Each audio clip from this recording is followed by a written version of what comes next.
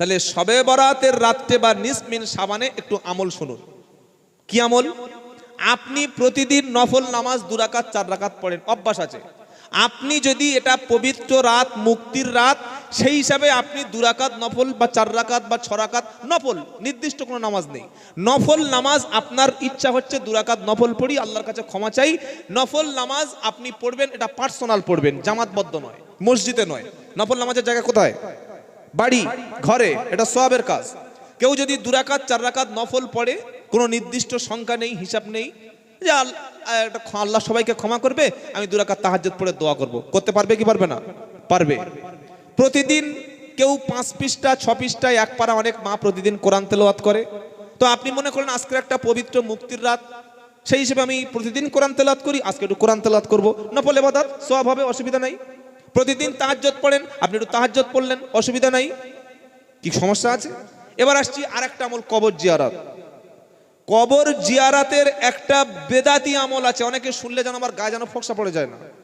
ইমাম সুয়ুতি, যারা আলেম আছে জিজ্ঞাসা করুন, মোল্লা আলী কারি, ইমাম সুয়ুতি রহিমাহুমুল্লাহ, এই সমস্ত বিশ্ববিখ্যাত হানাফি ইমামগুলো, হানাফি বড় বড় মুহাক্কিক আলেম, তারা পরিষ্কার বলে গেছে, এই যে জমাতবদ্ধ হয়ে সবাই মিলে একটা মানে ট্র্যাডিশন করে 25-30 জন হই হুল্লোড় করে আর একসঙ্গে গিয়ে একদম কবরে সবাই দাঁড়িয়ে গেলাম, আর সকলে একসঙ্গে কবর জিয়ারত করতেই হবে, না করলে মাইয়েত বদদোয়া করবে, এই ধারণা সুন্নাতের খেলাফ। বলুন তাহলে কবর জিয়ারত করবো না, মানা করছেন, কখন মানা করলাম? এবার একটা হাদিস শুনুন, হাদিসটা সুনানে তিরমিজি নামক কিতাবে আছে, সুনানে তিরমিজি। শাবান মাসের 14 তারিখের রাত্রে, সেই রাত্রে আল্লাহ রসুলের থাকার পালা আয়েশা সিদ্দিকার বাড়িতে। শুনছেন আপনারা? খুব ইম্পর্টেন্ট কথা। তো রাত 12টা-1টার দিকে আয়েশা সিদ্দিক আমাদের মা উঠে দেখছেন বিছানায় রসুল করিম সাল্লাল্লাহু আলাইহি ওয়াসাল্লাম নাই। তো তার মনের মধ্যে একটু ঈর্ষা হলো বা সন্দেহ হলো যে রসুল করিম সাল্লাল্লাহু আলাইহি ওয়াসাল্লাম আমাকে রেখে আবার অন্য কোনো রুমে চলে গেল না তো। তিনি খুঁজতে খুঁজতে জান্নাতুল বাকি, মদিনার কবরস্থান চলে গেলেন, গিয়ে দেখলেন আল্লাহ রসুল পাক সাল্লাল্লাহু আলাইহি ওয়াসাল্লাম তিনি জিয়ারাত করছেন। ফিরে আসলেন রসুল।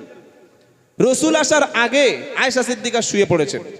আল্লাহ রসুল এসেই বললেন, আয়েশা তুমি আমাকে পিছনে পিছনে ফলো করছিলে, আমি তো বুঝতে পেরেছি, তুমি কি মনে করো, এটা নবী সাল্লাল্লাহু আলাইহি ওয়াসাল্লাম বললেন ওই রাত্রে, কোন রাত্রে? 14 শাবানের রাত্রে, মানে আমরা যেটা শবে বরাত বলি।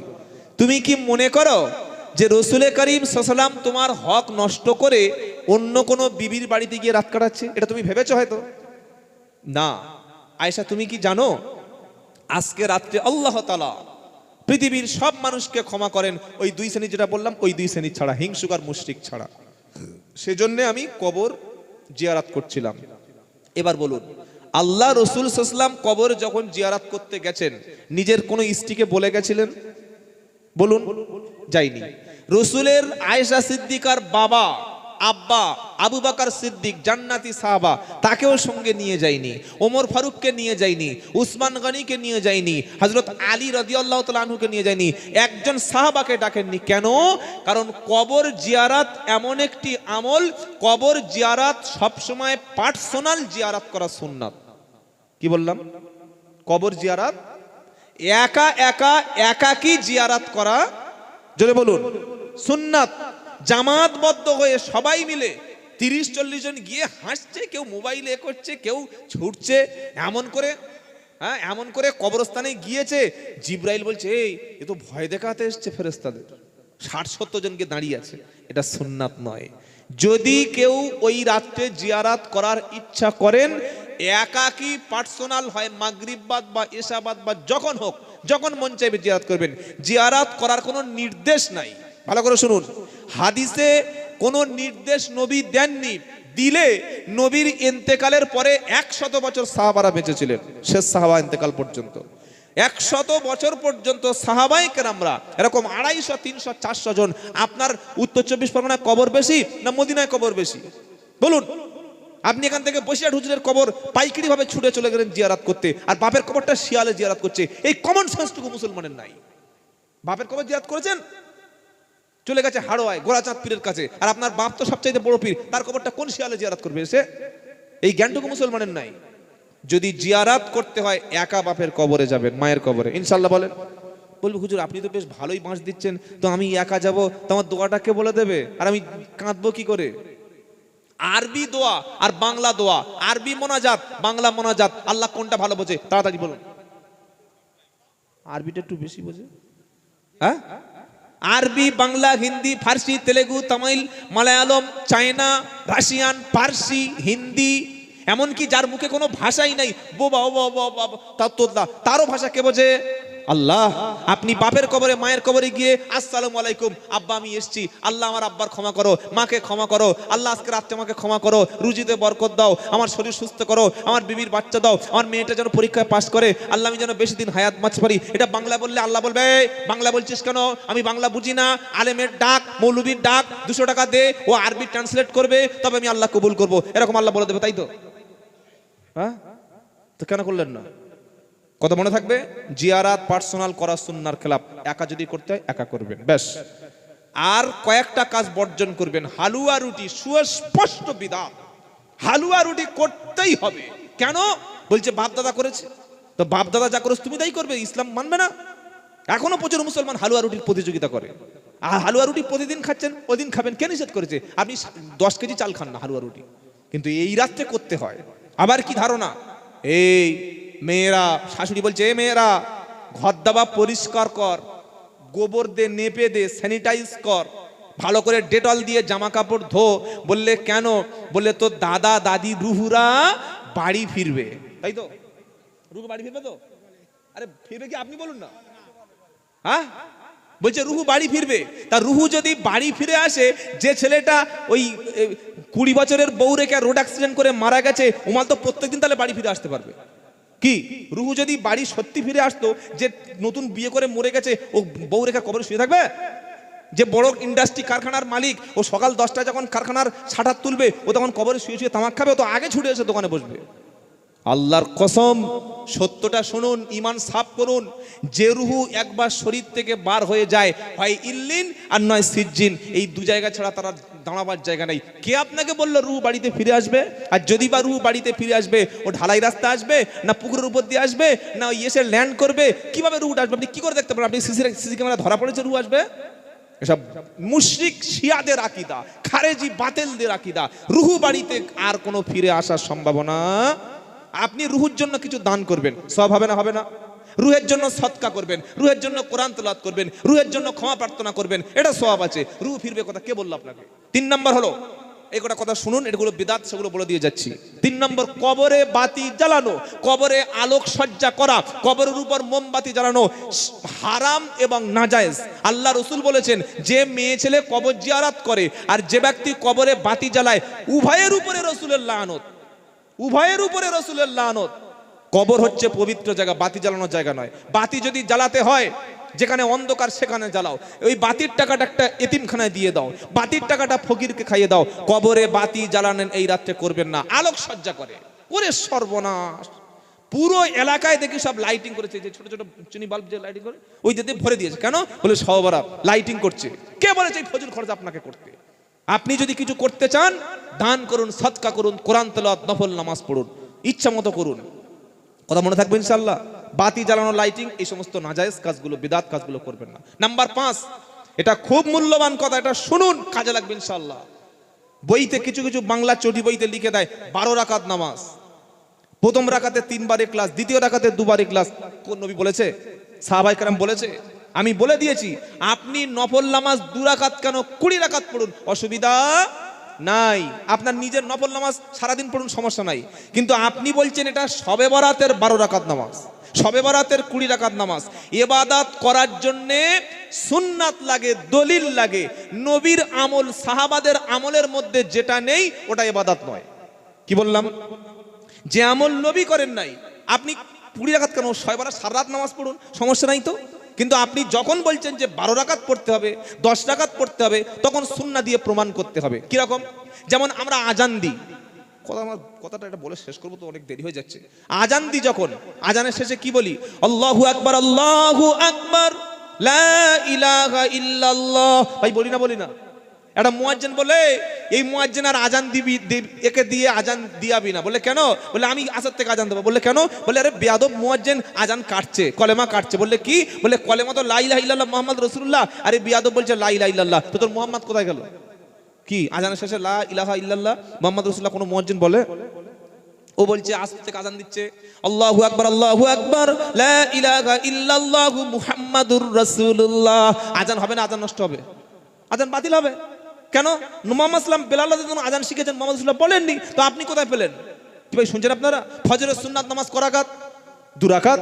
আপনি বললেন না নবীর আমল বেশি, সাহাবাদের ঈমান বেশি, আমি তো গুনাহগার, আমার পাপ বেশি, আমি 4 রাকাত পড়বো আজ থেকে। নামাজ হবে? জোহর এই জুমার ফরজ নামাজ 2 রাকাত, আপনি বলছেন আজ থেকে জুমার 4 রাকাত পড়বো, ডবল নেকি হবে, দুটো সেজদা বাড়বে, রুকু বাড়বে, নেকি হবে না গুনাহ হবে? নামাজই হবে না। ইসলাম যেটা বলেছে ওটাই। আপনি শবে বরাতে যদি মন চায় পার্সোনাল ঘরে 2 রাকাত 4 রাকাত যত খুশি, আপনার নফল নামাজ কোনো সংখ্যা নেই, পড়তে পারেন, তওবা করতে পারেন, অসুবিধা নাই। কিন্তু আপনি নির্দিষ্ট একটা ফর্মালিটি করছেন যে 12 রাকাত পড়তেই হবে, এইটা কিন্তু সুন্নাহর খেলাফ। এটা মনে থাকবে ইনশাআল্লাহ। যাই হোক, যেগুলো আমল করবেন কোনো আলেম ওলামাদের জিজ্ঞাসা করবেন। যদি কেউ রোজা করেন শবে বরাত বা লাইলাতুন নিসফের শাবান, আল্লাহ নবী সাল্লাল্লাহু প্রত্যেক মাসে 3টি করে এমনি রোজা রাখতেন, সেই হিসেবে শাবান মাসে 3টি রোজা, 13, 14, 15, সমস্যা নাই। দান সদকা করলেন, কোরআন তেলাওয়াত করলেন, সমস্যা নাই। কিন্তু এই হালুয়া রুটি, রুহু বাড়ি আসে, আজকে ঘর পরিষ্কার করে রাখ, রুহু এসে বসবে, কিংবা 12 রাকাত নামাজ, পুকুরে গা ধোয়া, নির্দিষ্ট আবার নামাজের এই সূরা আছে, এইগুলো শরীয়তের সুন্নাতের খেলাফ। কথা মনে থাকবে। আল্লাহ আমাদের সবাইকে 14ই শাবান রাতে যাদের ক্ষমা করবেন, আল্লাহ যেন আমাদের মতো গুনাহগারদের যেন শবে বরাতের রাতে ক্ষমার ঘোষণা করেন। সকল বলেন আল্লাহুম্মা আমিন। আমি শেষ কথা বলে শেষ করে দিচ্ছি, যারা যুবকেরা এসছেন, আল্লাহওয়ালা ভাইরা এসছেন, নামাজ কোনোদিন ছাড়বো না, বলুন ইনশাআল্লাহ। আর প্রত্যেকে ভাইরা, যুবকেরা কোরআন শেখো, কোরআন প্রত্যেকে শিখবো ইনশাআল্লাহ বলেন। যুবকেরা তোমরা যারা বাচ্চারা অনেকে ভাইরা বসে আছো, তোমাদের জন্য কোরআন শিক্ষা অনেক সহজ। কালকে আমার প্রোগ্রাম ছিল ওই হাওড়ার রানীহাটি, একটা ছাত্রের মাথায় পাকড়ি দিলাম, চোখে পানি চলে আসলো। স্কুলে পড়ে ছেলেটা, ক্লাস 6 সম্ভবত পড়ে, ওই স্কুলে পড়ে ক্লাস 6-এ, 1 বছর 2 মাসের মধ্যে পুরো কোরআন 30 পারা হিফজ করেছে, বলুন সুবহানাল্লাহ। আমি অবাক হয়ে গেলাম শিক্ষকদের মেহনত, আর ছেলেটার তার মেরিটোরিয়াস এতটা ব্রেন ব্রিলিয়ান্ট ছাত্র যে স্কুলে পড়ার সাথে সাথে একটা 30 পারার হিফজ করেছে। স্কুলে পড়ে 13-14 বছর বয়স, 1 বছর 2 মাস সময় লেগেছে। তো আমরা মানুষ, আমরাও চেষ্টা করলে শিখতে পারি। সকলে নিয়ত করি রোজা আসার আগে আমরা কোরআন শেখায় যুক্ত হব, আর রমজান মাসে কোরআন পড়বো, বলি ইনশাআল্লাহ। ইসলাম প্রথমে ইনসাফ প্রতিষ্ঠা করতে বলেছে। জি জি আলহামদুলিল্লাহ, একটু আনলে ভালো হয়। ইসলাম ইনসাফ চায়। নামাজ পড়েছেন আপনার মধ্যে বেইনসাফি, আপনি জান্নাতে যেতেই পারবেন না। নামাজ পড়েছে দুরকম বিচার করেন, দুর্নীতি করেন, আপনি আপনার জান্নাত হারাম হয়ে যাবে।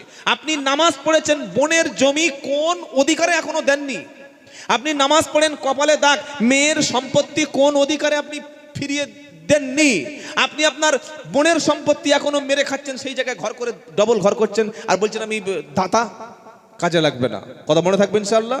ইনসাফ, জাস্টিস, এটা হচ্ছে ইমানের দাবি। তাই আল্লাহ বলছেন যদি তোমাদের কাছে কোনো সংবাদ, কোনো খবর কেউ পরিবেশন করে, ওটা ক্রস চেক না করে, তথ্যবত্ত সঠিক না জেনে অপরকে শেয়ার করবে না, তাহলে সমাজে ফিতনা হবে। এই আয়াতটা নাজিল হওয়ার পিছনে একটা কারণ আছে। আল্লাহর নবী সাল্লাল্লাহু আলাইহি সাল্লামের কাছে মদিনা রাষ্ট্রের বাইরে থেকে একজন সাহাবা আসলো, নাম হলো তার হারিস। কি নাম? হারিস রাদিয়াল্লাহু আনহু, নতুন মুসলমান। এসে ইসলামের ব্যাপারে জিজ্ঞাসা করলো। নবী বললে বলো লা ইলাহা ইল্লাল্লাহ, সে ঈমান আনলো। এবার নবী বললেন তুমি 5 ওয়াক্ত নামাজ পড়বে। বললে হুজুর আর কিছু কাজ বলুন। নবী বললেন রমজান মাসে তুমি রোজা রাখবে। সে বললেন হুজুর আর কিছু আমল বলুন। আল্লাহর নবী বলেন নামাজ, ঈমান আর রোজা এটি হচ্ছে কমন ইবাদত, তবে আর দুটো আছে ধনীদের জন্য স্পেশাল ইবাদত, একটা হলো যাকাত আর একটা হলো হজ। তুমি ইসলাম কবুল করেছো, 5 ওয়াক্ত নামাজ পড়বে, রমজানে রোজা রাখবে, সামর্থ্য থাকলে তোমার 2.5% 100 টাকায় 2.5 টাকা, 100 টাকায় কত? 2.5 টাকা, 1,02,500 টাকা, এভাবে 2.5% তুমি জাকাত দেবে। তো ওই হারিস রাদিয়াল্লাহু তাআলা আনহু বললেন, হুজুর আমি যে এলাকায় বাস করি ওখানকার নেতা, আমার কথা শুনে প্রচুর মানুষ ওঠা বসা করে, আমি ইসলাম কবুল করেছি, আমি মদিনার বাইরে আমার এলাকায় ফিরে গিয়ে আমি ইসলামের দাওয়াত দেব, আশা করি আমার দাওয়াত পাওয়ার পরে আমার সমস্ত গ্রামের মানুষ সকলে ইসলাম কবুল করবে, বলুন সুবহানাল্লাহ। বললেন হুজুর তারা যদি ইসলাম কবুল করে আমি তাদেরকে নামাজের ব্যাপারে দাওয়াত দেব, ইমানের ব্যাপারে বলবো, তারা প্রত্যেকে সম্পদশালী, ইমান কবুল করার ব্যাপারে আমাদের ওই এলাকায় প্রচুর অর্থনৈতিক সম্পন্ন ব্যক্তি আছে, ধনী ব্যক্তি আছে, তারা ইমান আনলে নামাজও ফরজ হবে, জাকাত ফরজ হবে না ধনী ব্যক্তির উপরে, তারা যদি জাকাত দেয়, আপনি সাপোজ 2 মাস পরে ওই এপ্রিল বা মার্চ মাসের 22 তারিখের দিকে একজন সাহাবা পাঠাবেন, একটা উটের বহর নিয়ে জাকাত আপনার মদিনার মসজিদে পৌঁছে দেব, একটা ডেট দিয়ে চলে গেলেন। তখন তো আর ফোন ছিল না, হ্যালো কোথায়, বলে এই তো বটতলায়, চলে আসে, বলে তুমি কোথায়, বলে আমি তালতলায়। মিথ্যে কথা, সে বাড়িতে ঘুমাচ্ছে, বলে না মিথ্যে কথা, কোথায় রে, বলে গোসল করছি, দেখি বাড়িতে ঘুমাচ্ছি, মিথ্যে কথা। মানে ফোনের মধ্যে মিথ্যা কথা বলা এত সহজ, ফোনের মধ্যে মিথ্যা কথা বলা খুবই সহজ।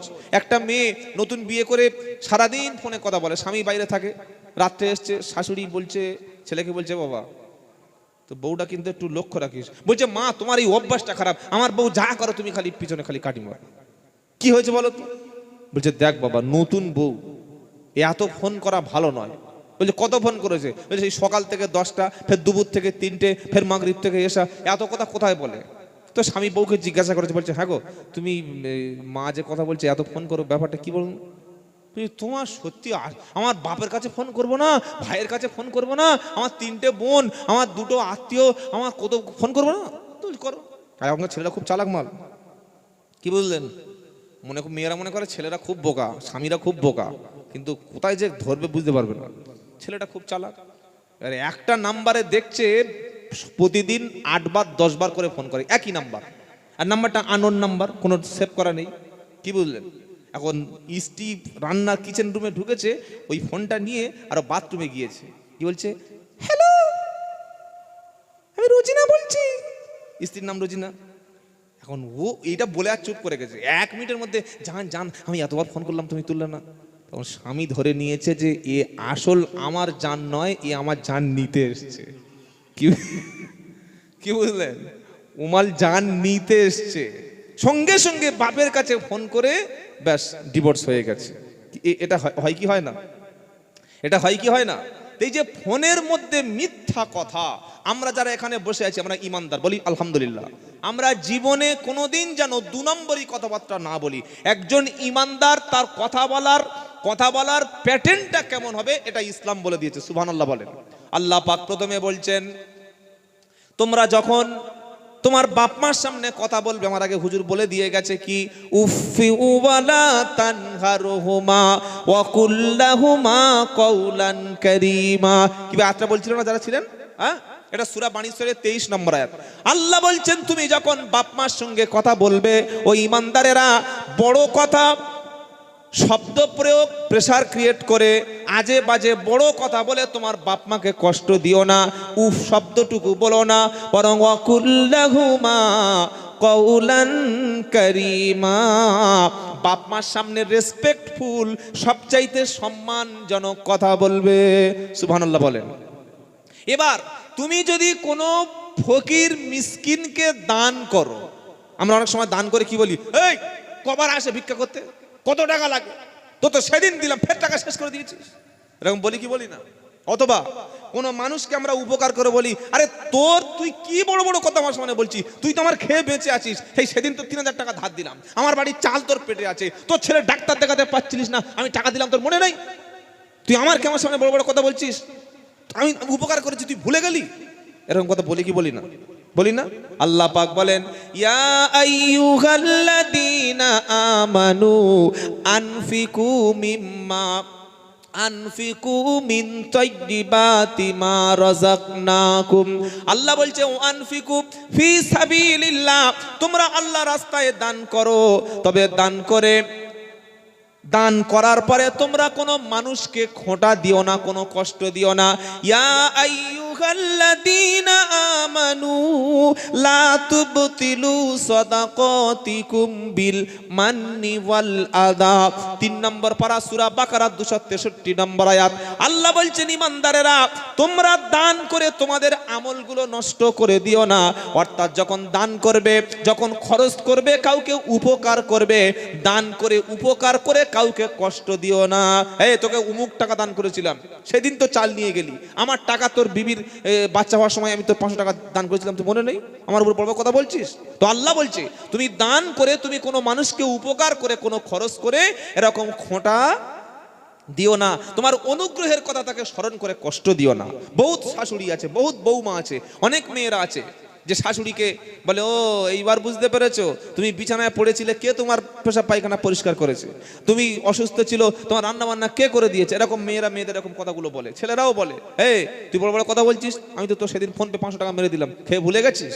এই যে কোনো মানুষকে উপকার করে কথা, এটা বলা যাবে না। আল্লাহর নবী বলেন দান করে কোনো ব্যক্তি যদি উপকার করে খোঁটা দেয়, উপকার করে যদি কাউকে অপমান করে, এমন ব্যক্তি কখনো জান্নাতে যাবে না।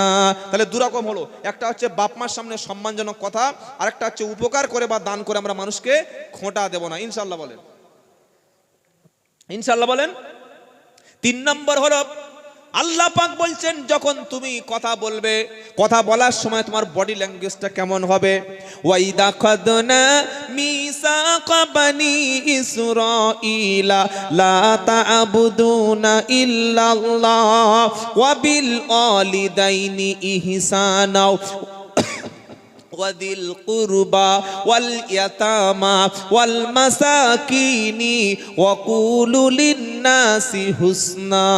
প্রথম পারা সূরা বাকারাতে আল্লাহ পাক শোনাচ্ছে, আমি বনি ইসরাইলদের মানে মুসা নবীর জামানার যে সমস্ত বনি ইসরাইল ছিল তাদের কাছ থেকে আমি ওয়াদা করে নিয়েছিলাম। কি ওয়াদা? ওয়াইদ আখাযনা মিসাকা বনি ইসরাঈলা লা তা'বুদুনা ইল্লাল্লাহ, ও বনি ইসরাইলরা আল্লাহ ছাড়া কারোর ইবাদত করো না। ওয়া বিল ওয়ালিদাইনি ইহসানা, তোমার আব্বা আম্মার প্রতি তোমরা সৎ আচরণ করবে। ওয়াদিল কুরবা, নিকট আত্মীয় যারা তাদের সঙ্গে ভালো ব্যবহার করো। ওয়াল ইয়াতামা, ইতিমদের প্রতি তুমি সুবিচার করো। ওয়াল মাসাকিন, আর মিসকিন যারা, দুস্থ যারা, তাদের সঙ্গে তুমি ভালো আচরণ করবে। আর ওয়াকুলু লিন-নাসি হুসনা, আর কথা যখন বলবে মানুষের সঙ্গে খুব উত্তম কথা বলবে, কারণ ভালো কথা বলা, হাসি মুখে কথা বলা হচ্ছে সদকা। সুবহানাল্লাহ বলে, হাসি মুখে কথা বলা কি সদকা। অনেক সংসার নষ্ট হয় মেয়েদের কারণে, সংসার নষ্ট হয় ছেলেদের কারণে।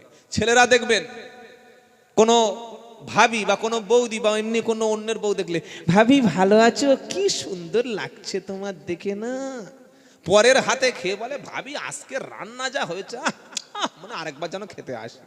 আর নিজের বউ হোটেলের চাইতে স্পেশাল রান্না করে দিলে প্রশংসা না করেন, অন্তত আলহামদুলিল্লাহ তো বলুন, আল্লাহ সত্যি খুব রান্না হয়েছে। বউ বলছে, হ্যাঁ কেমন হয়েছে?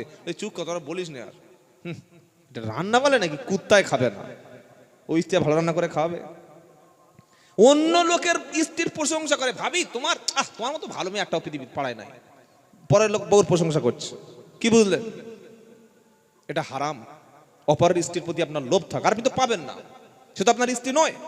নিজের অপরের স্ত্রী দেখলে যেমন আমরা খুশি হই, প্রশংসা করি, তার দিকে তাকিয়ে থাকি, নিজের স্ত্রীকে কোনোদিন যদি আমরা রাত্রে বলতাম বা বিছানায় শোয়ার সময়, আল্লাহ সত্যি আলহামদুলিল্লাহ, আল্লাহ আমাকে খুব সুন্দর একটা স্ত্রী দিয়েছে, তোমার মুখটা খুব সুন্দর, তোমার কথাবার্তা সুন্দর, তোমার ব্যবহারটা সুন্দর, আল্লাহ তোমার আল্লাহর পক্ষ থেকে তোমাকে আমাকে নিয়ামত হিসেবে পাঠিয়েছে, তুমি 3 ছেলের মা, এখনো তোমার যা চেহারা একদম পুরো সেই ইয়ং এর মতো লাগছে। কোনদিন বলেছেন বউকে?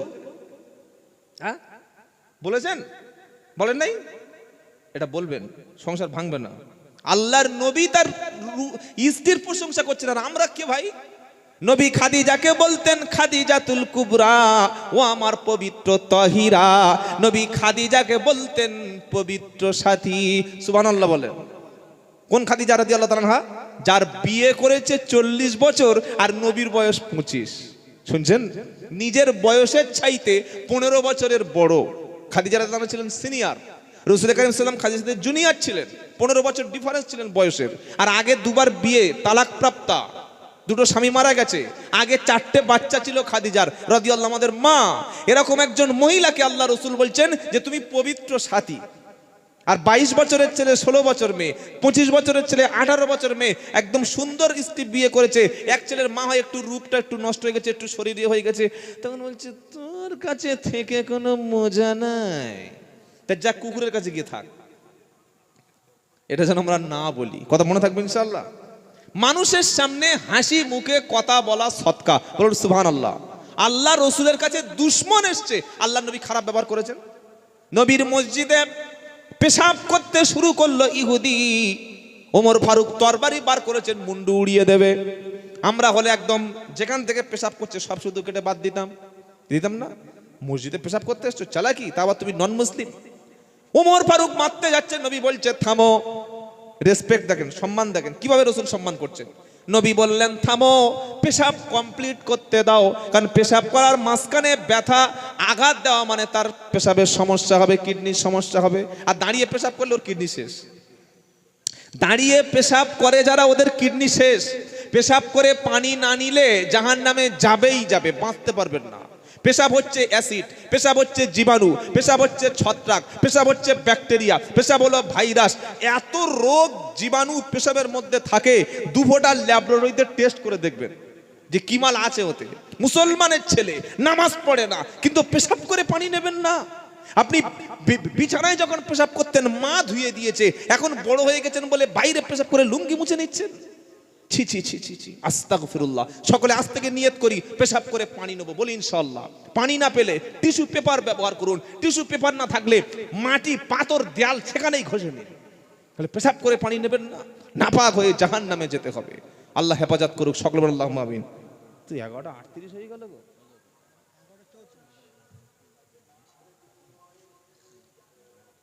ঠিক আছে ইনশাআল্লাহ। বাবাজিরা, আল্লাহ ভাইরা, আল্লাহর নবী দেখলেন 2টি কবরে আযাব হচ্ছে। কটা বলেন আমার দিকে, কটা কবরে? এটা সাহাবা নবীকে দেখানো হয়েছে। আল্লাহর নবীজি যাচ্ছিলেন কবরের পাশ থেকে, নবীজি সাল্লাল্লাহু আলাইহি সাল্লামকে দেখানো হলো 2টি কবরে ভয়ঙ্কর আযাব হচ্ছে। নবীকে জানালো হলো হুজুর এদের আমল খুব খারাপ ছিল না। 2টি কবরে আযাব হওয়ার কারণ হলো প্রথম ব্যক্তির নামাজ ছিল, আমল ছিল, কিন্তু তার মধ্যে পেশাব করত, আর পেশাবের ছিটা তার কাপড়ে ছিটিয়ে ছিটিয়ে লাগতো, খেয়াল করতো না। মানে দাঁড়িয়ে বা বসে যখন পেশাব করে দেখবেন গাছের গোড়ায়, ঘুম থেকে উঠে গাছের গোড়ায় পেশাব করছে, ঢালাই রাস্তার উপরে, আর পাশে ছেলে মেয়ে ভাবি রাবি সব ঘুরছে, দেখাচ্ছে দেখো আমি কি একবার পেশাব শুরু করেছি। ছি ছি ছি। মুসলমান কোনো খোলা জায়গায় পেশাব করতে পারে না, হারাম। প্রত্যেকটা মুসলমানের বাড়িতে একটা করে টয়লেট থাকা জরুরি। মোদি সাহেবকে আমরা অনেক বাজে বাজে কথা বলি, তিনি কিচ্ছু করে নাই, একটাই ভালো কাজ করেছেন মোদি সাহেব, এটা লিখে রাখুন। অনেকে বলবে মনে হচ্ছে বিজেপির এজেন্ট। না ভাই, ভালোকে ভালো, আমার দুশ্মন হলো ভালোকে ভালো বলবো না, তাহলে তো আমি মানুষ কিসের? অন্তত প্রত্যেকের বাড়ি একটা করে টয়লেটের ব্যবস্থা করে দিতে পেরেছে। এটা তো 1400 বছর আগে মুহাম্মদ সাল্লাল্লাহু বলে গেছে, বাড়িতে তোমরা পরিষ্কার পরিচ্ছন্ন পায়খানা করো। আগে পায়খানা করলে বাগানে ছুটে যেত, আর এখন ডাইরেক্ট ঘরের মধ্যে চলে আসছে। কি বুঝলেন? কিছু না, বাড়িতে পায়খানা থাকবে, আর পায়খানা বাথরুমের পাশে। এটা যুবকদের জন্য নসিহত করছি যারা বিবাহিত, আপনার বাথরুম বা আপনার টয়লেটের পাশে যেন গোসলখানা থাকে। উপরে ছাদ না থাকুক, উপরে ত্রিপল দিয়ে হলেও 3 ইঞ্চি ইট গেঁথে অন্তত আপনার স্ত্রীকে, আপনার বাড়ির মেয়েটাকে, বাড়ির বোনটাকে পরপুরুষের সামনে খোলা শানে খোলা পুকুরে গোসল করতে দেবেন না। এটা হারাম। এর চাইতে দায়ুস আর পৃথিবীতে একটাও হতে পারে না। আপনি বিশাল বিল্ডিং করেছেন, পিছনে একটা বাথরুম করুন, গোসলখানার ব্যবস্থা করুন। প্রয়োজনে আপনি আপনার স্ত্রীর পানি তুলে এনে দেবেন, স্ত্রীকে পুকুরে নেমে গোসল করতে দেবেন না। এটা হারাম। কেন হারাম? স্ত্রী যখন একটা পুকুরে নেমে গোসল করে, শানে গোসল করে, খোলা কলে গোসল করে, পাড়ার ছেলেরা কি করে তখন দেখে আর দরুদ শরীফ পড়ে, তাই তো নাকি? হ্যাঁ, দেখে তখন সুবহানাল্লাহ আলহামদুলিল্লাহ পড়ে, তখন ভাবে যে সালা কি চেহারা। এই বললো মানে আপনি স্বামী দায়ুস হয়ে গেলেন। কথা মনে থাকবে ইনশাআল্লাহ, কথা মনে থাকবে ইনশাআল্লাহ। ইসলাম সমস্ত সিস্টেম ইসলাম করে দিয়ে গেছে। নবীজি বললেন এই ব্যক্তি পেশাব করে ঠিক মতো পরিষ্কার করতো না। আর 2 নম্বর কবরে আযাব হচ্ছে, তার কারণ হলো 2 নম্বর ব্যক্তি মানুষের পিছনে কাটি মেরে বেড়াতো। বাংলা ভাষা কাটি মারতো। কাটি মেরে সংসার ভালো চলছে, একটা মেয়ে এসে ঘুষুস করে ঘরে ঢুকে ও স্বামীর 12টা বাজে চলে গেল। দুই ভাই মিল আছে, এমন কথা বললো দুজনে ঝগড়া লেগে গেল। এরকম লোক ভালো লোক আছে না নাই? আছে না? সংসারে অশান্তি, আগুন জ্বালানো। এরা হচ্ছে দুমুখো লোক। কি লোক বলেন? দুমুখো। এরা জান্নাতে যাবে না, যারা মানুষের সংসার নষ্ট করে, মানুষের কাটি মেরে বেড়ায়, মানুষের পিছনে নিন্দা করে, পিছনে নিন্দা করে সামনেও নিন্দা করে। এরকম লোক আছে। এদেরকে আল্লাহ কি বলছেন? ওয়াইলুল লিকুল্লি হুমাযাতিল লুমাযা আল্লাযী জামাআ মালাও ওয়া আদ্দাদা। সামনে পিছনে যারা নিন্দা করে আর মাল শুধু খালি জমা করে আর মাল শুধু খালি কাউন্ট করে, ঘন ঘন বই আপডেট করে আর বলে এ মাসে 1 লাখ, সামনে মাসে কত হবে, খালি টাকার অ্যামাউন্টটা গোনায়, বেশি ইনকাম করার চেষ্টা করে হারাম ভাবে। আল্লাহ বলছে এদের ঠিকানা জাহান্নাম। তাহলে দুটো কবরে আযাবের কারণ কি? বড় অপরাধ নয়। একজন পেশাব থেকে পরিষ্কার থাকতো না, আর একজন ব্যক্তি গীবত, পরনিন্দা, মানুষের সংসার ভাঙা, লোকের সংসারে নাক গলানো। প্রচুর মানুষ আছে কোনো কাজ নাই, গিয়ে অন্য লোকের বাড়ি বসে আছে, তার সংসারে কি হচ্ছে এগুলো ভাবছে, তা কার মেয়ে কোথায় যাচ্ছে, কার বউ কি করছে, এই নিয়ে চিন্তা করতে করতে এমন বাঁশ দিয়ে চলে গেল, সংসার ভেঙে গেল। এজন্য আমার স্ত্রীকে আমি বাড়িতে বলে রাখি যে আমি যখন বাড়ি থাকবো না, বেটা ছেলে দূরের কথা, কোনো নারীকে তুমি বাড়ি ঢুকতে দেবে না। কি বলছি বুঝতে পারছেন না? আমি আজকে কিন্তু খুব একটা অন্য বক্তব্য, সামাজিক বক্তব্যগুলো আমি করার চেষ্টা করছি, ভালো করে শুনুন। আপনি বাড়িতে নেই, আপনার স্ত্রীর কাছে একজন এসে বলছে হ্যাঁ গো, তো আমার জীবনে ঘটেছে, একজন এসে বলছে হ্যাঁ গো, তোমার স্বামী তো প্রচুর মাল কামায়, তোমার কত দেয়? বলছে না, উনি অনেক আরো বিভিন্ন খরচ আছে, অনেক মাদ্রাসা দিকে করতে হয়। বলছে তোমার হাতে টাকা দেয় না? বলছে মানে ঝামেলা পাকাতে এসছে বাড়িতে। আমি বুঝে সেই দিন ওকে বলেছি, আমি বেঁচে থাকা অবস্থায় তুমি বেটা ছেলে বাড়িতে আসতেও কারোর অনুমতি নেই, কেউ আসেও না, তবে আমি না থাকলে কোনো মেয়ে ছেলেকে বাড়িতে আসতে দেবে না। গেটে দেখা হলো সালাম আলাইকুম, বাড়ি নাই, ব্যাস গেট আউট, চাও পরে আসবে, ফোন নাম্বার দিয়ে কথা বলে নেবে আমার সাথে। কোনো মেয়েকে বাড়িতে ঢুকতে দেবে না। কেন? একটা মেয়ে ছেলে একটা বাড়িতে সুখে থাকলে ও ঠিক কাটি মারবে, ভাইরাস। আর এটা অ্যান্টিভাইরাস আপনাকে হতে হবে। এখানে আছে নাকি? বোনাস, তাহলে আর মেয়েরা সমাজে জলসা চাঁদা দেবে না, গাল দেবে। আল্লাহ হেফাজত করুক, সকল আল্লাহুম্মা আমিন। তাহলে কোরআন কি বলে দিল খুব ভালো করে লক্ষ্য করুন। কোরআন দ্বিতীয় গাইডলাইন দিচ্ছে ওয়াকুলু লিন্নাসি হুসনা, তুমি হাসি মুখে ভালো ভালো কথা বলো। হাসি মুখে কথা বলা এটাও হচ্ছে ইবাদত। সুবহানাল্লাহ বলুন। 3 নম্বর কোরআন বলল, কেউ যদি তোমার গায়ের উপরে পায়ের উপরে পা তুলে দিয়ে ঝগড়া করে, ওয়া ইবাদুর রহমানিল্লাযীনা ইয়ামশুনা আলাল আরদি হাওনা ওয়া ইযা খাতাবাহুমুল জাহিলুনা ক্বালু সালামা। সূরা ফুরকান 19 নম্বর পারা 4 নম্বর পৃষ্ঠা 6 নম্বর লাইনে 64 নম্বর আয়াত।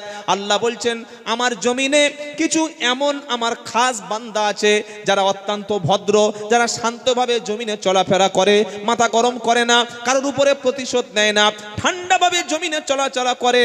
আমার ইমানদাররা ঝগড়াটে হয় না, ভদ্র হয়, নম্র হয়, অনেকটা সৎ আচরণ তারা করে। আর কোনো মূর্খ, কোনো ঝগড়াটে ব্যক্তি যদি তোমার সামনে এসে কোনোদিন তর্কে লিপ্ত হয়, ঝামেলায় জড়িয়ে যায়, তোমার সঙ্গে নানান রকম উস্কানিমূলক কথা বলে, কোরআন বলছে ওয়া ইদা খাতাবাহুমুল জাহিলুনা ক্বালু সালামা। কোন মূর্খ যদি তোমার সঙ্গে তর্কে লিপ্ত হয়, ঝগড়ায় লিপ্ত হয়, তুমি সালাম জানিয়ে সেখান থেকে চলে এসো, সেখানে কথা বলো না। কথা মনে থাকবে ইনশাআল্লাহ। মূর্খের সাথে তর্ক করবেন না। ঝগড়াটে লোক, ও ভুল বললে হ্যাঁ বাবা তোমারটা ঠিক আছে, আমি ভুল করছি, ঠিক আছে ঠিক আছে ঠিক আছে, ঝগড়া করো না। মূর্খ লোকের সঙ্গে কথা বলা মানে নিজের সম্মান শেষ করে দেওয়া। মূর্খ লোকেরা বেশি কথা বলে। মূর্খ লোকেরা কথা বলে ঠকে তবে ভাবে, আর জ্ঞানী লোকেরা ভেবে তবে কথা বলে। কি বলছেন আপনারা? কথা সেজন্য কথা না বললে দোষ নাই, কিন্তু কথা বললে যদি কথার মতো কথা না হয়, অনেক সময় মার খেতে হয়। মার খেতে হয় না? আপনি চুপ আছেন, যে ব্যক্তি চুপ থাকলো সে নিরাপদ, যে চুপ থাকলো সে নাজাত পেয়ে গেল। নবীর হাদিস রয়েছে, যে চুপ থাকলো কি হ্যাঁ সে নাজাত পেয়ে গেল। কিন্তু আপনি কথা বললে হিসাব করে বলতে হবে। তাহলে আমরা কোনো মূর্খ, কোনো জাহিল, কোনো অজ্ঞ ট্রেনে উঠেছেন, খুব ভালো করে শুনুন, বর্তমান পরিস্থিতিতে ট্রেনে উঠেছেন, বাসে উঠেছেন, আপনার মুখে দাঁড়িয়ে আছে, মাথায় একটা টুপি আছে আর বিবির বোরকা আছে, আর পাশে ছেলেটা বলছে সালা দেখেছিস ত্রিপল পড়া মাল যাচ্ছে, দেখেছিস চাচার পুরো তালিবান জঙ্গি। এরকম কিছু ছেলে আছে, সবাই নয়। নিশ্চয়ই আমাদের পশ্চিম বাংলায় বেশিরভাগ হিন্দুরা ভালো, বেশিরভাগ অমুসলিম ভালো, তাহলে আপনি বাঁচতেই পারতেন না। কি ভাই ঠিক বলছি না ভুল বলছি? তারা আমাদের সঙ্গে ভালোবাসা, সম্প্রীতি, সৌহার্দ্য চায়, কিন্তু এমন কিছু সাম্প্রদায়িক বিষ পাপ রয়েছে যারা ঝামেলা পাকায়। এই সব ধর্মেও দু চারটে মাল এরকম আছে। তো আপনার মাথা গরম করে দিল, আপনি বলছেন হ্যাঁ আমি নবীর সুন্নাত পড়েছি, আমার বিবি দাড়ি পরে টুপি পাড়ি পরে এ করেছে হিজাব, তোমার কথা বলবি মেয়ের একটা থাপ্পড় মেরেছে। না, মাথা গরম করো না, মাথা গরম করো না। তারা চাইছে অশান্তি পাকাতে, তারা চাইছে তোমাকে জঙ্গি বানাতে, তারা চাইছে তোমাকে জেহাদি প্রমাণ করতে, তারা চাইছে বোরকার মধ্যে যে অস্ত্র থাকে এটা প্রমাণ করতে, তারা চাইছে তুমি টুপিদারি মানে তুমি জঙ্গি, তুমি জেহাদি, তুমি মৌলবাদী, তুমি দেশদ্রোহী, তুমি হিন্দু বিদ্বেষী, এটা প্রমাণ করতে চাইছে। মাথা ঠান্ডা করো, বলছে বলুক, মার একটা মারলেও চুপ থাকো ভাই। কি বলছে মনে থাকবে ইনশাআল্লাহ? আমার কথাটা কি বুঝতে অসুবিধা হচ্ছে কি? এরকম পরিস্থিতি সাবধানে থাকবেন, কথা বলার দরকার নাই। হ্যাঁ, কথা সাবধানে বলতে হবে। এমন পরিস্থিতি আজকের বাংলায় তৈরি করা হচ্ছে, মাথায় টুপি দিয়ে অমুসলিমকে হিন্দুকে মুসলিম সাজিয়ে মুসলমানদের বদনাম করছে। এই এক সপ্তাহে কলকাতার নিউ টাউনে যে বিশ্ব বাংলা গেট আছে না, বিশ্ব বাংলা গেট আর বাংলা চ্যানেল, আমি একটু আগে বলছিলাম, একজন অমুসলিম হিন্দুকে মাথায় টুপি পরিয়ে আর তাকে দিয়ে হিন্দুদের বিরুদ্ধে গালাগালি করাচ্ছে। কি বলছি কথা বুঝতে পারছেন না? হিন্দুকে, একজন সাধারণ হিন্দুকে টাকা দিয়ে মাথায় টুপি পরিয়ে পাঞ্জাবি পরিয়ে হিন্দুদের বিরুদ্ধে গালি দিচ্ছে। মিডিয়া বলছে দেখেছো পশ্চিমবাংলা মুসলমানরা কিরকম হিন্দুদের গালি দিচ্ছে। এই হচ্ছে পরিস্থিতি, কতটা সাবধানে থাকতে হবে। বোরকা দেখলে, আমি আব্দুল্লাহ জুবায়ের কথাটা বলছি, নোট করুন, সামনে আরো কঠিন দিন আমাদের চ্যালেঞ্জের মোকাবেলা করতে হবে। কোন এলাকায়, কোন সুপার মানে মার্কেটে, কোন শপিং মলে, কোন কমপ্লেক্সে, কোন বাজারে, কোন গ্যাদারিং এ যদি দেখেন বোরকা পরে কোনো অস্ত্র নিয়ে ঘুরছে, বোরকা পরে কোনো সমাজ বিরোধী কাজ করছে, আগে তার আইডেন্টিটি চেক করুন, তার আধার কার্ডটা দেখুন। কারণ বোরকাটা 500 টাকা দাম, একজন হিন্দুকেও যদি বোরকা পরে দেন আপনি কি করে বুঝবেন না যে সে হিন্দু না মুসলমান? উপায় আছে? এই তো নদিয়া শান্তিপুরে 50টা সরস্বতী মূর্তি, হিন্দুদের মূর্তি ভাঙা মুসলমানদের জন্য অপরাধ, হিন্দুদের মূর্তিকে গালি দেওয়া মুসলমানদের জন্য গুনাহ, কোন মন্দিরের সামনে ঠাট্টা বিদ্রুপ করা ইসলাম নিষেধ করেছে। সূরা আনাম 108 নম্বর আয়াত, ওয়ালা তাসুবুল্লাযিনা ইয়াদউনা মিন দুনিল্লাহ। আল্লাহ বলছে শোনো, অমুসলিম যদি কেউ তোমাদের দেবদেবীকে গালিগালাজ করে, তুমি যদি কোনো অমুসলিমের দেবদেবীকে দেখে গালিগালাজ করো না, অশালীন মন্তব্য করো না, কারণ তারাও তোমার আল্লাহর বিরুদ্ধে, রাসূলের বিরুদ্ধে গালি দেবে। কোন মুসলমান তো কাজ করবে না। শান্তিপুরে নদিয়ার 50টার বেশি সরস্বতী ঠাকুর মূর্তি ভেঙে দেওয়া হলো। দুজন ছেলে, ভাগ্য ভালো ছিল দুটো সিসি ক্যামেরা লাগানো ছিল, দেখা গেল দুটো হিন্দুই এই কাজ করেছে। তারা প্রকৃত হিন্দু না, অমানুষ, দেশদ্রোহী সম্প্রদায়। আমি তো বলেছি হিন্দুরা খারাপ নয়, সব হিন্দুরা খারাপ ভাববেন না, তারা আমাদের বন্ধু, তারা আমাদের ভাই। তাহলে এই কাজটা বাংলায় প্রতিনিয়ত করতে চলেছে। আমাদের যুবকদের অত্যন্ত সজাগ থাকতে হবে। বোরকা পরে কেউ আসলে আর আপনি মনে করছেন যে সে একদম বিশাল বড় পরেশগার, কনেতা, সলিহা, জান্নাতি, ও ভাববেন ও টেররিস্ট হতে পারে। পার্কে গার্লফ্রেন্ডকে নিয়ে ঘুরতে গেছে বোরকায়, কোন চুলকুনিতে গেছো তুমি? তুমি তো জেনা করতে গেছো, তুমি তোমার গার্লফ্রেন্ডকে বোরকা পরিয়ে নিয়ে গেছো। পরের বউকে নিয়ে যাচ্ছে দীঘায় বেড়াতে, রাস্তায় বোরকা। লোক মনে করছে যেন হজে যাচ্ছে, কিন্তু ওখানে গিয়ে যে কি হাজার কাজ করবে ওখানে গেলে বুঝতে পারবে। ওখানে গিয়ে জাইয়া পরে পুকুরে ঝাঁপ মারছে নদীতে। কি ভুল কথা বলছি? পরের বউকে নিয়ে গার্লফ্রেন্ড সাজিয়ে বোরকা পরে রেস্টুরেন্টে খাবার খাচ্ছে, কিন্তু হারামি কাজ করছে, নোংরামি কাজ করছে। এজন্য ইসলাম বলছে তুমি তোমার সঙ্গে কেউ ঝগড়া করতে আসলে কলু সালামা, আসসালামু আলাইকুম। ভাই সময় নাই, আমি ঝগড়া করতে পারবো না, এটা বলবেন ইনশাআল্লাহ। 4 নম্বর গাইডলাইন। 5 নম্বর কোরআন বলে দিল, তুমি যখন কাউকে কথা বলবে আগে সালাম দাও। ইয়া আইয়ুহাল্লাযীনা আমানু লা তাদখুলু বুয়ুতান গায়রা বুয়ুতিকুম হাত্তা তাস্তানিসু ওয়া তুসাল্লিমু আলা আহলিহা। সূরা নূর 18 নম্বর পারা 12 নম্বর পৃষ্ঠা 1 নম্বর লাইনে 27 নম্বর আয়াত। আল্লাহ বলছে রে ঈমানদার, তুমি কোনো বাড়ির মধ্যে প্রবেশ করো না, কোনো ঘরের মধ্যে যাবে না। তোমার বাড়ি ছাড়া অন্য কোনো বাড়িতে যদি প্রবেশ করতে হয়, ঢুকতে হয়, আগে গেটের বাইরে থেকে তুমি সালাম দাও। আসসালামু আলাইকুম জলিল ভাই, আসসালামু আলাইকুম শামীম ভাই, আসসালামু আলাইকুম মইদুল ভাই, কিংবা ভাড়া ভাই, কিংবা খালু বা মামা, যে কোনো একটা নাম ধরে সম্বোধন করার আগে আগে তুমি সালাম দেবে। সালাম দেওয়ার পরে অনুমতি চাইবে, আর অনুমতি চাইলে সে যদি তোমার অনুমতি দেয় তবেই তুমি ঘরে প্রবেশ করবে। দেখা হলে আগে তুমি সালাম দাও। সালামের প্রচলন করবো ইনশাআল্লাহ, বলেন বলেন ইনশাআল্লাহ। বিবিকে সালাম দাও, বাচ্চাকে সালাম দাও, বাপকে সালাম দেবে, মাকে সালাম দেবে, ভাইকে সালাম দেবে। যার সাথে তোমার ঝগড়া, ইসলাম বলছে 3 দিনের বেশি যেন তুমি কথা বন্ধ রেখো না। ঝগড়া হয়ে গেছে, তুমি গায়ের রক্ত গরম হয়ে গেছিল, অনেক বড় বড় কথা বলেছো, 3 দিন 4 দিন হয়ে গেছে, একদিন মনে পড়েছে আমি ওকে তো বড় কথা নিজেই বলেছিলাম। ইসলাম বলল তুমি ফোন করে হোক, সামনাসামনি হোক, তাকে সালাম দিয়ে ক্ষমা চেয়ে নাও, কারণ ওই ব্যক্তি ক্ষমা না করলে আল্লাহ কখনো ক্ষমা। জানাজা হয় আপনাদের এলাকায়? জানাজা হয়? জানাজার মাঠে জানাজা হয় না? মরে গেলে জানাজার সময় দেখবেন ছেলে বা ওই জামাই কাঁদতে কাঁদতে এসে, বাবা আমার আব্বা খুব ভালো লোক ছিল, মরে গেছে, যদি ভুল করে থাকে। এটা কেন বলে? কাঁদতে কাঁদতে বলে তো? বলে না, বলে না। আর যদি টাকা পয়সা কারো ঝেড়ে নিয়ে থাকে বলবে আমরা চুকিয়ে দেব। পিছনে একজন বলছে চিটিংবাজ মরে গেছে, আলহামদুলিল্লাহ। কি বুঝলেন? ও ঝেড়ে মরে গেছে, ও মালার কেউ ফেরত দেয়? আর কে বা ওই সময় বলবে? এজন্য কাউকে বড় কথা বলো না, যে কোনো মুহূর্তে তোমাকে মাইয়েত হতে পারে। হতে পারে কি পারে না?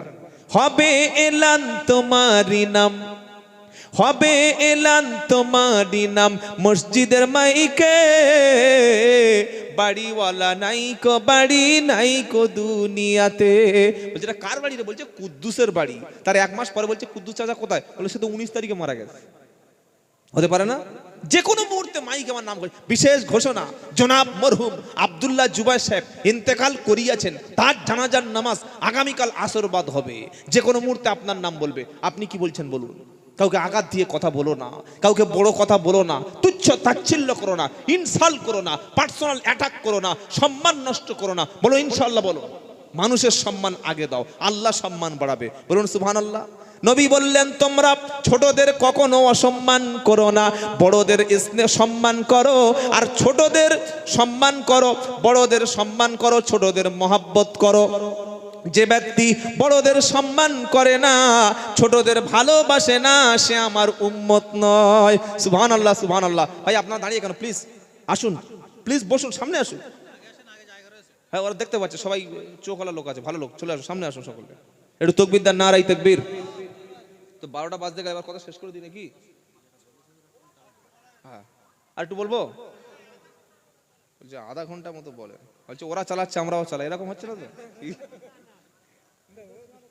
দেখা দেখি চাষ আর লাগালাগি বাস, এটা যেন না হয়। আচ্ছা ঠিক আছে ইনশাআল্লাহ। এমনি 12টা আমাদের বেজে গেছে, এমনি মুসলমানদের 12টা বেজে গেছে গো। কি হবে এসআইআর? আপনার হেয়ারিং নামটা হেয়ারিং এ ডেকেছিল? হ্যাঁ,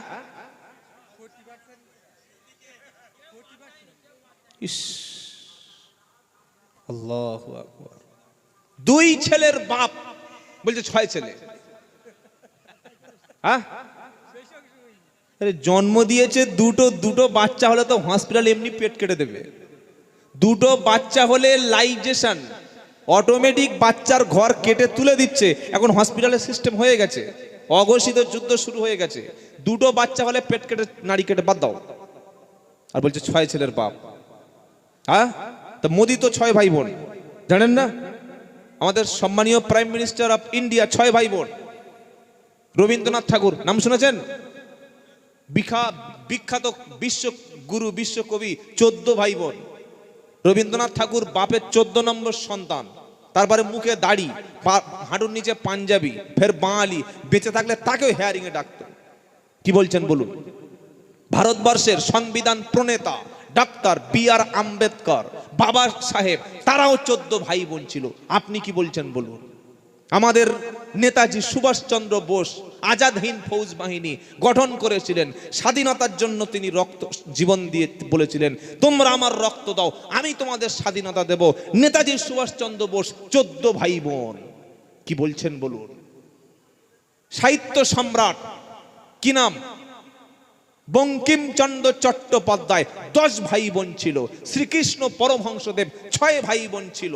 অশোক সিংহল 9 ভাই বোন। লালকৃষ্ণ আদবানি 7 ভাই বোন। আর যত দোষ খালি মোল্লার বাচ্চারা। বলছে 4টে বেকারের 64টা ছেলে বলে। কে বলেছে এরকম বাজে কথাবার্তা? এক সময় ছিল মুসলিম কি হিন্দু সবার বেশি বাচ্চা কাচ্চা হতো। আমি তথ্যগুলো যেগুলো দিলাম, আপনি ভুল প্রমাণ করলে আমি বক্তব্য ছেড়ে দেবো, চ্যালেঞ্জ করে গেলাম। রবীন্দ্রনাথ ঠাকুর 14 ভাই বোন, বাবা সাহেব আম্বেদকর 14 ভাই বোন, আমাদের নেতাজি সুভাষচন্দ্র বোস 14 ভাই বোন ছিল। আপনি কি বলবেন বলুন? নেতাজি সুভাষচন্দ্র বসুর পরিবার তার নাতিকে হেয়ারিং এ ডাকা হচ্ছে, অমর্ত্য সেন নোবেল জয়ী, তাকে লাইনে দাঁড় করানোর জন্য হেয়ারিং করা হচ্ছে। এটা নির্যাতন কমিশন, নির্বাচন কমিশন না। তাই আমি অনেক আগেই বক্তব্যে বলে দিয়েছি, আমরা আজকের কাগজ দিচ্ছি, আমি এটা এই বক্তব্যটা সব জায়গায় করছি, এটা মানুষের সচেতনের জন্য, যে আমরা এদেশের নাগরিক, আমরা এদেশের মূল নিবাসী, আমরা স্বাধীনতার রক্ত দিয়েছিলাম, আমরা জীবন দিয়েছিলাম। আজকে ডকুমেন্ট সাবমিট করছি, কাগজ দিচ্ছি, কিন্তু কাগজ সবগুলো পুরো, আর কাগজ যদি ভুল হয় এর দোষ কার? কম্পিউটারে দেখে দেখে আব্দুল্লাহ ABDULLA আমার নাম, JUBAIR SEK শেখ, আব্দুল্লাহ জুবাইর শেখ ধরে ধরে বলে দিচ্ছি, নাম এসছে আব্দুল্লাহ শেখ। তো জুবাইর তোমার বাপ খেয়ে নিল? নাম সাইফুদ্দিন, SAIFUDDIN, সাইফুদ্দিন নাম দিল, নাম হচ্ছে সুফুদ্দিন। নাম এসছে শাহিদুল করে দিয়েছে, করছে না? নন্দকুমার, নন্দকুকুর নাম করে দিয়েছে। হ্যাঁ, তবিয়ান থেকে টেলিফোন হয়ে গেছে। এইগুলো করছে বসে বসে। তাহলে তোমরা কি পড়াশোনা, কি ঘাস কাটতে বসে আছো ওখানে? হাতে কম্পিউটার রয়েছে, হাতে তোমাদের কিপ্যাড বোর্ড রয়েছে, মাউস, তো ভন্ডামি তোমরা করছো কেন? এর জন্য দায়ী কি আমরা? এর জন্য দায়ী আমরা নই। আর যদি আমার কাগজ সাবমিট করার পরে 2002 সালের লিস্টের নাম, 83 সালের জমির দলিল, ইন্ডিয়ান ডকুমেন্ট সাবমিট করার পরে যদি আমাকে ডিভোটার ঘোষণা করে, বেনাগরিকত্ব ঘোষণা করে, বাংলাদেশি অনুপ্রবেশকারী, রোহিঙ্গা বানানোর চেষ্টা করে, আজকের কাগজ জমা দিচ্ছি, রেডি রাখুন। কাগজ যেটা দিয়ে তৈরি হয় তার নাম কি? এই দাঁড়ানো আছে মালটা কি? ওটাই তখন ধরতে হবে। হ্যাঁ, কারণ হাসির কথা বলছি না, আপনাদের এলাকার তিতুমির বাঁশের কেল্লা নির্মাণ করে, তার তিনি দুর্বল ছিলেন, ক্ষমতা বেশি ছিল না, কিন্তু ঈমান ছিল পাহাড় পরিমাণ। শহীদ তিতুমিরের বাঁশের কেল্লায় লড়াই করতে করতে শহীদ হয়েছে, কিন্তু ইংরেজদের গোলাম বানেনি। আজকের আমরা তো তিতুমিরের জাত। কি ভাই ভুল বলছি? আমরা আমাদের শরীরে তিতুমিরের রক্ত আছে, আমাদের শরীরে আল্লাহর হাক্কানি আলেমদের রক্ত আছে, নবীর রক্ত আমাদের শরীরে আছে। আমরা মুসলমান হলাম নবীর আওলাদ। আমাদের শরীরে পীর আবু বকর সিদ্দিকের রক্ত আছে, হাজী শরিয়াতুল্লাহর রক্ত আছে। আপনি কি বলছেন? খাজা মঈনুদ্দিন চিশতির রক্ত আমাদের শরীরে আছে। কোথায় যাচ্ছ তুমি? আমাদের শরীরে ওলামায়ে দেওবন্দের রক্ত আছে, জমিয়ত উলামা হিন্দের রক্ত আমাদের মুসলমানদের শরীরে আছে।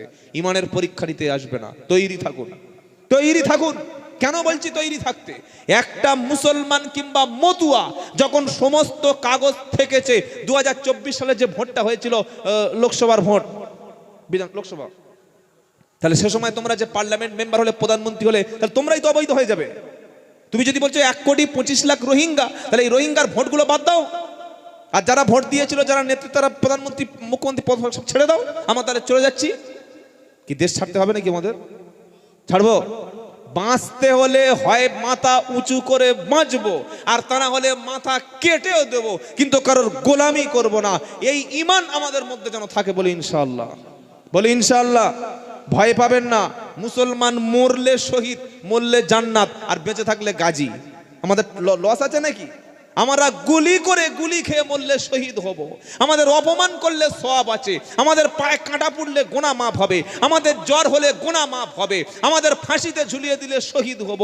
আমাদের তো কোনো ভয় নাই। কি ভাই শুনছেন আপনারা? এগুলো আমাদের আলেম ওলামারা শিখিয়ে গেছে, স্বাধীনতা সংগ্রামীরা শিখিয়ে গেছে।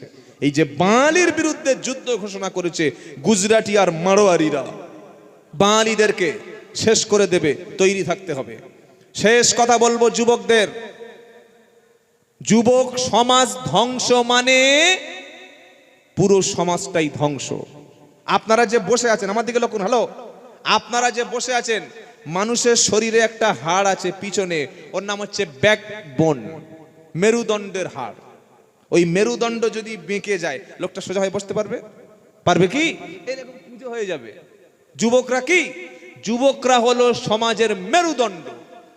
আমার যুবকরা যাতে মদখোর তৈরি হয়, আমার যুবকরা যাতে গাঁজা খায়, আমার যুবকরা যাতে লটারির টিকিট কাটে, আমার যুবকরা যেন মসজিদ ছেড়ে স্কুল কলেজ হসপিটাল শিক্ষা ছেড়ে ভিক্ষা করতে পারে, তার জন্য পশ্চিম বাংলায় মদের শিল্পের আমদানি, সব জায়গায় মদের লাইসেন্স দেওয়া হচ্ছে। আর স্কুলগুলো ঘপাঘপ প্রায় 7,000 স্কুল বন্ধ করে দেওয়া হয়েছে। কি বলছি কথা বুঝতে পারছেন? আমরা যুবক সমাজের কাছ থেকে এই আশা করি যে আমাদের যুবকরা আগামী দিনে নেতৃত্ব দেবে, আগামী দিনে তারা দেশ চালাবে, এই সমাজটা চালাবে, মসজিদ চালাবে, মাদ্রাসা চালাবে, তারা হসপিটালগুলো চালাবে, তারা পুলিশ লাইনে থাকবে, তারা চাকরি করবে। এমনি তো মুসলমানদের চাকরি 1.5%। আপনারা কি বলছেন বলুন? মুসলমানদের চাকরি 1.5%, পশ্চিম বাংলার কথা বলছি, 2% তাও না। সাজার কমিটির রিপোর্ট ছিল 2006 সালে 2%, এটা এখন 1.5% চলে এসছে চাকরিতে। শিক্ষা থেকে বঞ্চিত, হসপিটালের চিকিৎসা, সেই সব দিক থেকে মুসলমানরা বঞ্চিত, আবার ডিভোটারও তোমরা করে দেবে। তাই যুবকদের পায়ে ধরে বলে যাব, আমাদের মধ্যে আশা করি কোনো কেউ মদের সঙ্গে, নেশার সঙ্গে, গাঁজার সঙ্গে, আফিমের সঙ্গে, এ সমস্ত হারাম নেশার সঙ্গে যুক্ত নেই। যদি কেউ থাকো এরকম, যদি কেউ নেশার সঙ্গে অ্যাডিক্টেড হয়ে যাও, নেশার সঙ্গে যদি তুমি নেশায় জড়িয়ে পড়ো, তোমাদের ছোট ভাই আমি হাত দুটো ধরে বলে যাচ্ছি, আল্লাহ পাক আমাদের জন্য দয়ার একটা জায়গা রেখেছেন, তার নাম হচ্ছে জান্নাত। বলুন সুবহানাল্লাহ। আমাদের টার্গেট কিন্তু জান্নাত। টার্গেট কি?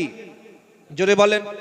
ওয়ালিমান খাফা মাকাম রাব্বিহি ওয়া নাহান নাফসা আনিল হাওয়া ফাইন্নাল জান্নাতা হিয়াল মাআওয়া। সূরা নাজিয়াতের 39 নম্বর আয়াতে আল্লাহ বলছেন, যে ব্যক্তির মনের মধ্যে এমন ভয় তৈরি হয়ে গেছে, ভয়টা কি?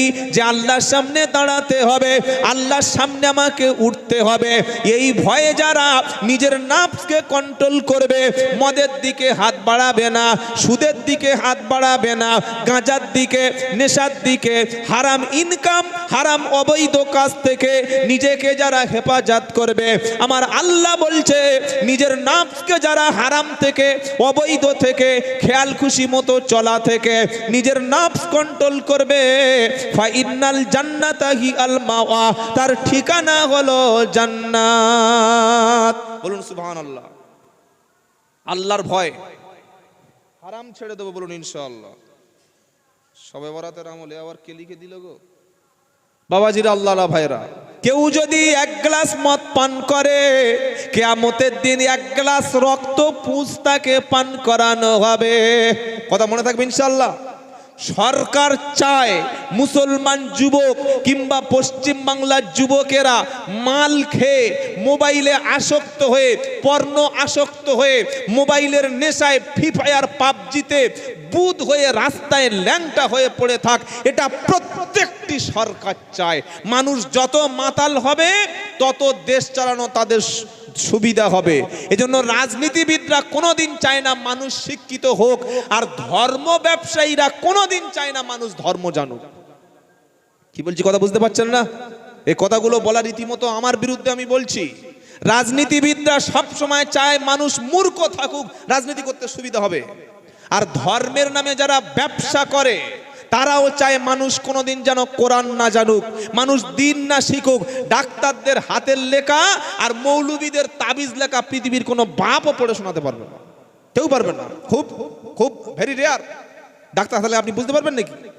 হ্যাঁ, ও সেই যে কাউন্টারে বসে আছে ওই বুঝতে পারবে। আর মৌলবীদের তাবিজ লেখা ওর বউও বলতে পারবে না কি লিখে বসে আছে। এজন্য আমি আপনাদের সাবধান করে দিচ্ছি, যারা যুবক মদ, সুদ, জেনা, নেশা, হারাম নেশা যুবকদেরকে ভরে দেয়া হয়েছে, এর জন্য 1 নম্বর দায়ী হচ্ছে গার্জেন। আপনার ছেলে মাগরিবের পরে বাড়ি থাকবে, পড়াশোনা করবে, সন্ধ্যার পরে ছেলে বার হচ্ছে, রাত 2টোর সময় ছেলে মাল খেয়ে ঘরে ঢুকছে। বাপ আর মা কেন জন্ম দিয়েছে যদি ছেলেকে কন্ট্রোল করতে না পারবে? আপনি ছেলেকে খবর নেবেন না, বাবা কোথায় ছিলে, মা তুমি কোথায় ছিলে, সন্ধ্যার পরে ছেলে কোথায় যাচ্ছে, এটা বাপ মা খবর নিতে হবে কি হবে না? নেবেন। আপনার ছেলে যাদের সঙ্গে মিশছে আগে দেখুন তারা মদখোর কিনা, জেনাখোর কিনা, সুদখোর কিনা, তারা বেনামাজি কিনা, তারা সমাজ বিরোধী কিনা। খারাপ ছেলের সঙ্গে আপনার নামাজি ছেলে মিশে একদিন মদ খেয়ে গাঁজা খেয়ে ঘরে ঢুকবে, আপনি তখন তাবিজ ঝোলাবেন, পীর সাহেবের ফুঁক নেবেন, মসজিদে মানত করবেন, কিচ্ছু হবে না, ঘোড়ার ঠ্যাং হবে, কিচ্ছু করতে পারবে না। আল্লাহর নবী বলেছেন মানতে কোনো ব্যক্তির ভাগ্য পাল্টায় না, মানতে বকিলের কিছু সম্পদ বার হয়ে যায়। তাই আমাদের ছেলেরা, যুবকেরা সকলে নিয়ত করি আজ থেকে 5 ওয়াক্ত নামাজ পড়বো, বলি ইনশাআল্লাহ। মদ ছেড়ে দাও, জেনা ছেড়ে দাও, সুদ ছেড়ে দাও, সত্য কথা বলো, শিক্ষিত হও, সমাজ তোমাদের পরিচালনা করতে হবে। আর এখানে যেটা লিখেছে একটু বলি, কে লিখলো আল্লাহই জানে। শবে বরাত আমরা কি বলি? শবে বলেন, শবে বরাত, এটা বলে আমরা কথা শেষ করবো, আর বেশি বলবো না, আমি এমনি 12টা পরে বক্তব্য করি না। শবে বরাত শব্দটি হচ্ছে আমরা বলি, কিন্তু হাদিসের শব্দ হচ্ছে লাইলাতুন নিসফ মিন শাবান, মানে 14ই শাবান বা অর্ধ শাবানের রজনী। শুনতে পেলেন? এইবার আমি প্রথমে কি বলেছিলাম যে নাজাত প্রাপ্ত বা জান্নাতি দল কারা? নবী সাল্লাল্লাহু আলাইহি সাল্লাম এবং সাহাবাদের আমল যাদের মধ্যে আছে তারাই নাজাত প্রাপ্ত, বলুন সুবহানাল্লাহ। এইবার এই যে শাবান মাসের শবে বরাতে কিছু স্পেশাল আমল আছে, আর কিছু আমাদের সমাজে আজগুবি আমল আছে।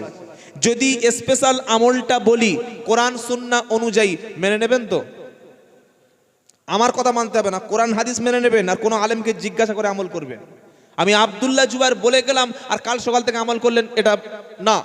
আমার কথাটা আরো 5 জন আলেমের জিজ্ঞাসা করে তবে মানবেন, আন্দাজে মানার দরকার নাই। নবীর আমল শুনুন, আর আমাদের সমাজে যে ভুল আমলগুলো আছে এগুলো ছাড়ুন। 1 নম্বর কি? শাবান মাসে আল্লাহর নবী সাল্লাল্লাহু আলাইহি ওয়াসাল্লামের স্পেশাল আমল ছিল শাবান মাসে অধিক পরিমাণে বেশি নফল রোজা রাখা, বলুন সুবহানাল্লাহ। শাবান মাসে যত বেশি পারবেন আপনি নফল রোজা রাখুন, সওয়াব হবে, 1 নম্বর আমল। 2 নম্বর হলো শাবান মাস হলো রমজানে প্রবেশ করার আগে প্রিপারেশন, প্রস্তুতি নেওয়া। আমি একটা ঘর বাঁধবো, টাকা জোগাড় করতে হবে তো, গাড়ি কিনবো, টাকা আগে থেকে অ্যাসেট করতে হবে, তবে তো ঘর বাঁধবো। তো রমজানে যাওয়ার আগে শাবান হচ্ছে প্রস্তুতি। কিভাবে প্রস্তুতি নেব? তওবা ইস্তেগফার, বেশি করে দান সদকা, কোরআন তেলাওয়াত, নফল নামাজ, নফল রোজা, এগুলি করে আস্তে আস্তে রমজানের দিকে প্রস্তুতি নেব। মায়েরা কোরআনও বেশি তেলাওয়াত করবে, নফল নামাজ পড়বেন, তাহাজ্জুদ পড়বেন, তওবা ইস্তেগফার করবেন। 3 নম্বর হলো শাবান মাসের মধ্যে একটা পবিত্র রজনী আছে, রজনীটার নাম কি? লাইলাতুন নিসফ মিন শাবান, অর্থাৎ মধ্য শাবানের রাত। এটা হাদিসের ভাষা, আমরা বলি শবে বরাত। শবে বরাত মানে কি? সব শব্দের অর্থ হলো রজনী, আর বারাআত শব্দের অর্থ হচ্ছে মুক্তি। তাহলে কিসের রজনী? মুক্তির রজনী। কাদের মুক্তি হবে? আল্লাহর নবী সাল্লাল্লাহু আলাইহি ওয়াসাল্লাম বলেন 14ই শাবানের রাতে আল্লাহ তাআলা পৃথিবীর সমস্ত সব মানুষকে তিনি ক্ষমা করে দেবেন, বলুন সুবহানাল্লাহ। 2 শ্রেণী ছাড়া, দুটো ক্যাটাগরির মানুষ ক্ষমা পাবে না। কারা? 1 নম্বর হলো যারা হিংসুক, যারা মনে বিদ্বেষ পুষে রাখে, ভাইয়ের প্রতি, বোনের প্রতি, আত্মীয়র প্রতি, শত্রুর প্রতি বিদ্বেষ যারা মনে আছে। আপনি 20 রাকাত নামাজ পড়ছেন আর মনে হিংসা নিয়ে শুয়ে আছেন, কে বলেছে আপনাকে? আগে হিংসা ছাড়ুন, তার জন্য শবে বরাত নয়। শবে বরাত ও শবে বাদ হয়ে যাবে। কি শবে বরাত সকালবেলা দেখা গেল শবে বাদ, মানে রাতে বাদ হয়ে গেল। হিংসা ছাড়বো ইনশাল্লাহ, বলেন। হিংসা বিদ্বেষ ছাড়া কঠিন, কিন্তু হালুয়া রুটি খাওয়া সহজ। হিংসা ছাড়বো ইনশাল্লাহ, বলেন। আর 2 নম্বর কারা ক্ষমা পাবে না? যারা মুশরিক, শিরককারী, আল্লাহ ছাড়া অন্যের কবরে মাজারে গিয়ে সেজদা করে, মান্নত করে, কবরে গিয়ে চাদর চাপায়, মান্নত করে, কসম করে, এগুলো শিরক, মুশরিক কাজ। শিরকের পাপ আল্লাহ ক্ষমা করবেন না, আর এদের ক্ষমা হবে না। আর হিংসুক, এছাড়া আল্লাহ সবাইকে ক্ষমা করবেন, বলুন সুবহানাল্লাহ। এবার আসি আমল আপনি কি করবেন আর কি করবেন না, 1 মিনিটে বলে শেষ করে দিচ্ছি। আল্লাহর নবী সাল্লাল্লাহু আলাইহি ওয়াসাল্লাম যে আমল করেননি, নবীর পরে সবচাইতে বেশি সওয়াবের কাঙাল ছিল, সওয়াবের ভিখারি ছিল, এমন কোন একটা আমল এমন কি আছে যে আমল নবীর প্রয়োজন ছিল না, সাহাবাদের প্রয়োজন ছিল না, আর সেই আমল আমাদের প্রয়োজন বা সেটা আমাদের জন্য ভালো? কথা কি বোঝাতে পারিনি? এমন কোন ভালো আমল কি নবী গোপন করে গেছে যে আমল নবী জানতেন না, সাহাবায়ে কেরাম জানতেন না, আর আমরা জানি? ভাই শুনছেন আপনারা? বাপের নামে কি জমি ছিল না, বাপ জানে না, ছেলে জেনে বসে আছে, এটা হয় কোনোদিন? হ্যাঁ। তাহলে আমাদের সমাজে উদ্ভট কিছু আমল আছে, আর এই আমলগুলো তৈরি হয়েছে।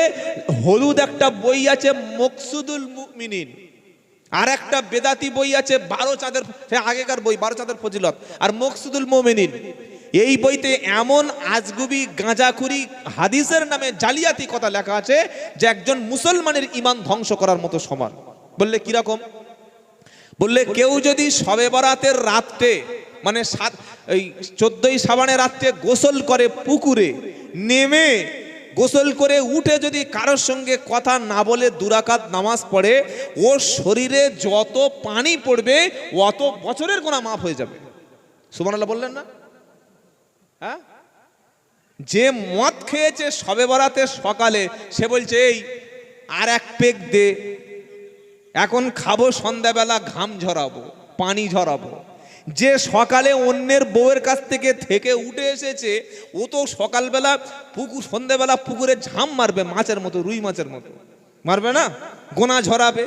যে লটারির টিকিট ছাড়া ঘুমোতে পারে না, ও তো পুকুরে উপর থেকে বাঁশ বেঁধে পুকুরে সেই হিন্দু ভাইদের মতো ঝাঁপ করবে না? আল্লাহর কসম করে বলছি, একটা কাজ করলে গুনাহ মাফ হয়ে যায়, সেটা হচ্ছে তাওবা। সেটার নাম কি? জোরে বলেন। পাপ ছেড়ে দেব, পাপ করব না, আর পাপের জন্য ক্ষমা চাইবো, সব গুনাহ মাফ করে দেবেন কে? আল্লাহ। 5 ওয়াক্ত নামাজ পড়বো, বলি ইনশাআল্লাহ। মদ, সুদ, গাঁজা, নেশা, হারাম থেকে আল্লাহ আমাদের যুবক সমাজকে যেন হেফাজত করেন। ওমা তাওফিকি ইল্লা বিল্লাহ। সকলে বলুন আমিন। দরুদ শরীফ। আল্লাহুম্মা صل على محمد وعلى آل محمد كما صليت على إبراهيم وعلى آل إبراهيم إنك حميد مجيد اللهم بارك على محمد وعلى آل محمد كما باركت على إبراهيم وعلى آل إبراهيم إنك حميد مجيد